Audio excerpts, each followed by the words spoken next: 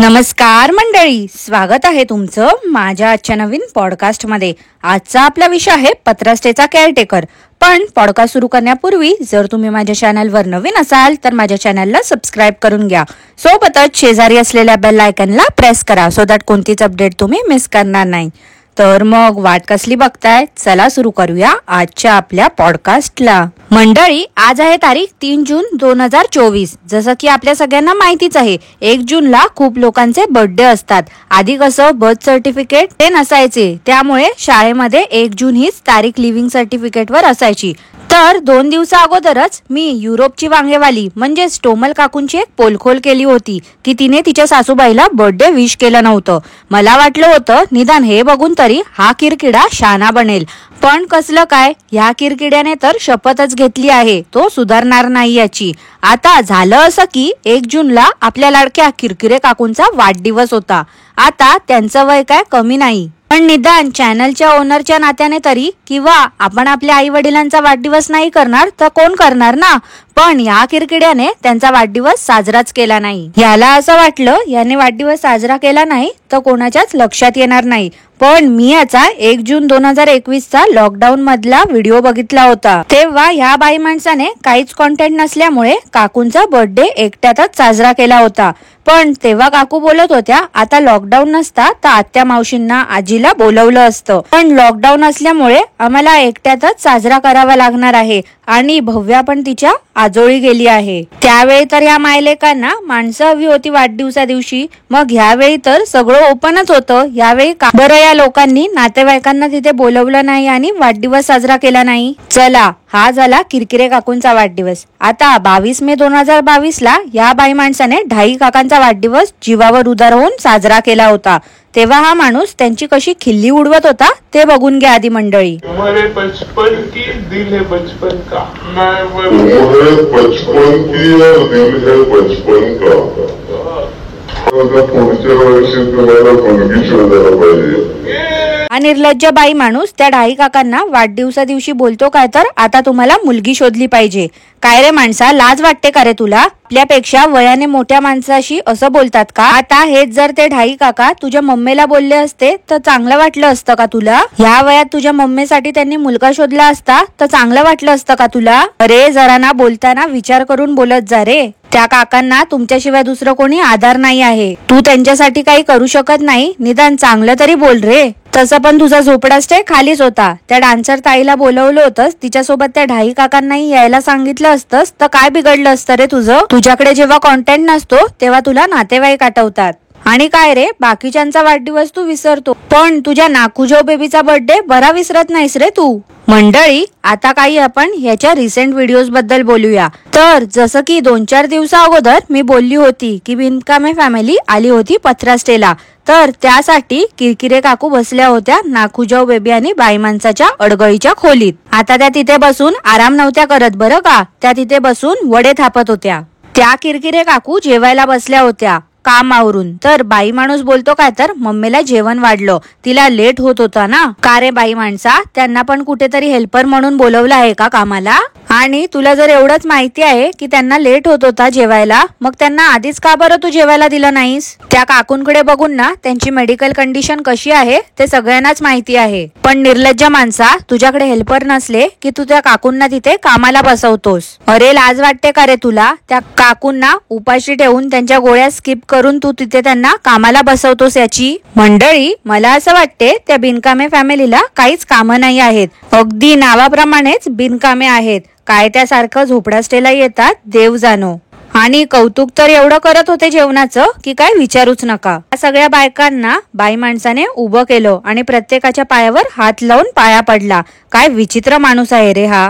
ते लोक त्यांच्या डॉगला घेऊन आले होते, तर त्या डॉगला बघून बाई माणूस बोलतो की बुबू आता तुझं नाव पण बदलूया का आपण? काय रे टप्प्या, तुझं नाव आपण परमनंट विगिन बाई करून टाकूया का? कसं वाटते सांगा मला नक्की। त्या अर्टिगाला बघून नाकुजाऊ बेबी बोलते काय तर, अरे ही आपण गोव्याला फिरण्यासाठी गाडी बुक केली होती तीच आहे ना?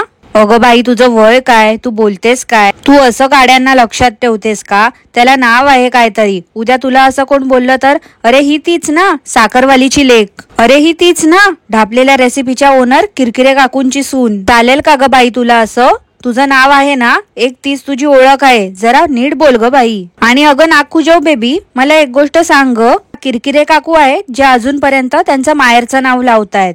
काय माहिती का त्यांना सासरच्या नावाची लाज वाटते. आणि एक तू त्यांच्या अगदी विरुद्ध, जिला लोक लग्न ठरल्यापासून विचारतायत की बाई ग तुझं आडनाव काय आहे माहेरचं, तर तू सांगत नाही आहेस. तुला माहेरचं नाव सांगण्याची लाज वाटते आणि त्या किरकिरे काकूंना सासरचं नाव सांगण्याची लाज वाटते. तसं पण ग तू कितीही लपवलं तरी आम्हाला माहिती आहे तू साखरवालीची लेक आहेस ते. मंडळी, ती बिनकामे फॅमिली एवढं यांच्यासाठी गिफ्ट घेऊन आले होते, पण किरकिरे काकू त्यांना बोलतात काय तर मानकापे फॅमिली. आता ज्या गेस्टच्या जीवावर यांचा झोपडा स्टे सुरू आहे त्यांचाच हे लोक असा अपमान करतायत. हो किरकिरे काकू, मी काय बोलते ऐका ना, ते मानकापे फॅमिली ना, मग तुमचं आपण किसा कापे फॅमिली ठेवूया का नाव? काय हो मंडळी, तुम्हाला किसा कापे फॅमिली कसं वाटतंय नाव या लोकांसाठी? तसं पण हे लोक आजपर्यंत गेस्ट लोकांचे किसेच कापत आले आहेत. ती नागपूजाऊ बेबी गिफ्ट ओपन करण्याआधी विगिनबाईला बोलते काय तर मी रेडी आहे. अगं बाई, तू रेडी असून काय उपयोग ग, विगिनबाईला काही फरक पडणार नाही. आता त्या गिफ्ट मध्ये होती सोनपापडी, तर काकू बोलतात काय तर हे बघ सुतरफेनी दिली आहे. हो किरकिरे काकू, तुम्हाला ना मी फोटो दाखवते, ते जरा नीट बघून घ्या. हे बघा काकू, ही आहे सोनपापडी आणि ही आहे सुतरफेनी. काय किरकिरे काकू, स्वतःला जगप्रसिद्ध शेफीनबाई समजताना तुम्ही, मग तुम्हाला सोनपापडी आणि सुतरफेनी मधला साधा फरक देखील समजत नाही का? तुमच्या या अशा वागण्यामुळेच काकू, तुम्ही एक युट्यूबर असून देखील बाहेर तुम्हाला कोणी कार्यक्रमात बोलवत नाही. गिफ्ट ओपन करताना नागपूजाऊ बेबी बोलते काय तर मला माझ्या मापाचे चप्पल भेटत नाही.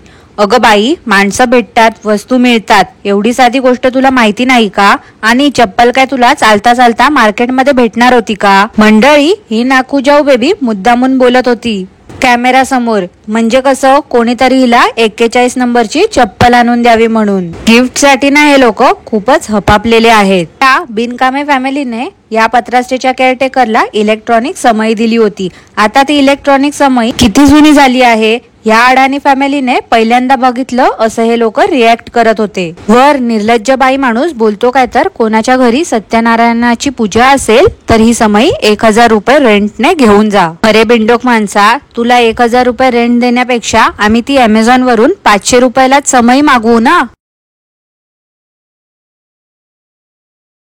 1 जूनला किरकिरे काकूंच्या बर्थडे दिवशी 3 बायका उंबरट्यात बसल्या होत्या. आता मंडळी, अजूनपर्यंत काय या बाई माणसाने किरकिरे काकूंचा वाढदिवस सेलिब्रेट केलेला दाखवला नाही आहे, पण मला माहिती आहे माझा पॉडकास्ट ऐकल्यानंतर हा बाई माणूस किरकिरे काकूंचा वाढदिवस साजरा करेल, मग तो पत्रास्टे बंद होण्या अगोदर किंवा मुंबईला गेल्यानंतर. तर 3 बाई माणसं उंबरट्यावर बसून सांगत होते ते म्हणजे अर्ली चेकिंग बद्दल. हा बाई माणूस तर साधा झोपडा स्टे चालवतोय. जे मोठे मोठे हॉटेल्स असतात ना, जसं की फन, सयाजी, अशा ठिकाणी आपण जर रिक्वेस्ट केला तर आपल्याला अर्ली चेक इन देखील मिळतो आणि जर कधी लेट होणार असेल तर आपला चेकआउट देखील एक्सटेंड केला जातो 1-2 तासासाठी. पण ह्या बिंडोक माणसाचे रूल्सच काहीतरी विचित्र आहेत. वर बोलतात काय तर नाश्त्याला जर तुम्हाला काही मागवायचं असेल तर मिनिमम 3 प्लेट्स ऑर्डर केले पाहिजे. यावेळी नागपूजाऊ बेबी परत बोलली की वार नसेल तर आम्ही नॉनव्हेज खात नाही. पण त्या दिवशीचा बाई माणूस बोलला होता की जर चिकन असेल ना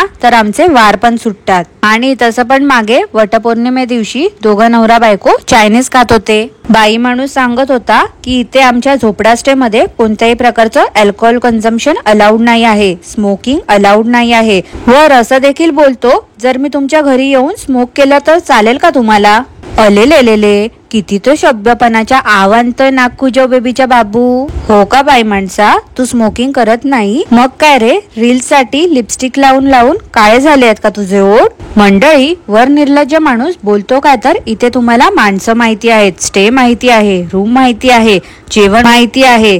हो रे हो बाई माणसा, ते जेवण कसं बनतं ना ते देखील माहिती आहे रे आम्हाला. आणि कोणाला माहिती नसेल ना तर मी यावरती एक शॉर्ट व्हिडिओ बनवला होता, तो बघून घ्या मंडळी. एक बार ध्यान से इन भैया के हाथों पर गौर करना. इन हाथों पे देखना, पूरे हाथों पे मसाला चिपटा हुआ है. तो ये जो चाट बना रही है ना, इसमें जो असली फ्लेवर आता है ये इन हाथों के मसाले का आता है. इन पूरे हाथ मसाले में लिपटे हुए और दिन भर ये काम करते हैं तो अलग अलग जगह छुलते हैं हाथ, तो इसमें एक तरीके से फ्लेवर से आ जाता है. और चाट का असली फ्लेवर सिर्फ इसी से. पाहिलत ना मंडळी, पत्रस्टे मधल्या जेवणाची खासियत काय आहे ते? का तिथलं जेवण सगळ्यांना आवडते आता या नाखुजाऊ बेबीने तो पुलाव आतापर्यंत 2 ते 3 वेळा बनवून दाखवलाय. तरी काही दाखवायला नसलं की तेच आपलं नाखुजाऊ बेबीचा स्पेशल मसाला बटाटा भात बनवून दाखवतात. काय त्या 30 वर्षीय बाईचं कौतुक करत होता माणूस. काय तर एवढी यंग असून छान जेवण बनवते. अरे बाबा डोळ्यावरती पाणी मार जरा. बघ कचरा बिचरा तर नाही ना गेलाय तुझ्या डोळ्यात. नाखुजाऊ बेबी आणि यंग आहे. अरे मी तर तिच्याहून लहान असून व्हेज नॉन व्हेज बनवते आणि ती तर आता शिकलीये जेवण बनवायला. मी तर 7वी 8वीत असताना सगळं जेवण बनवायला शिकली आहे. आणि अरे आजकालच्या काळात तर मुलगा असो किंवा मुलगी असो प्रत्येकाला जेवण बनवता आलंच पाहिजे. मंडळी या बाई माणसाने किचन मध्ये काम करणाऱ्या सगळ्या महिलांना सॅल्यूट केलं. अरे थांब मी पण तुला सॅल्यूट करते. शेवटी तू पण तर बाई माणूसच आहे ना. किचन मध्ये कॅमेरा घेऊन उभा असतोस एवढा. आता मंडळी त्या व्हिडिओच्या एंडला 3 ताटं वाढली होती 3 बायकांसाठी. पण टाइम स्टॅम्प आहे 22 मिनिट 31 सेकंड. एका छोट्या प्लेट मध्ये 2 चमचे भात घेऊन खात बसला होता हा निर्लज्ज बाई माणूस. आता जर 3 बायकांसाठी 3 प्लेट भात वाढला होता मग एंडला का बरं हा छोट्या प्लेट मध्ये खात बसला होता. की चुकून यंग नाखुजाऊ बेबीने बुबूला द्यायची प्लेट ह्याला दिली. काल काय तर तो बुबू डांबर मध्ये खेळून आला होता. त्याच्या अंगाला ते लागलं होतं. पण निर्लज्ज बाई माणूस नको तिथे त्याला हात लावून त्याच्या प्रायव्हेट पार्ट्स वर फोकस करत होता. अरे अक्कलशून्य माणसा काय तो पांचटपणा करत होतास. अरे ते हाताने साफ करण्यापेक्षा पाईपने त्याच्या अंगावरती पाणी मारायचं होतंस. आणि बरं का मंडळी ह्याची लालपरीची सर्व्हिसिंग झाली. आता सर्व्हिसिंगला गाडी गेली की सगळं इंटिरियर वॉश करून मिळते. पण कदाचित ह्या बाई माणसाला माहिती नव्हतं. गाडी एकदम नवीन शाईन करत होती तर बोलतो काय तर बघा लोक वळून बघतायत. का रे बाबा लोक वळून बघतायत. तू काय थार मर्सिडीज BMW की फॉर्च्युनर चालवतोयस का.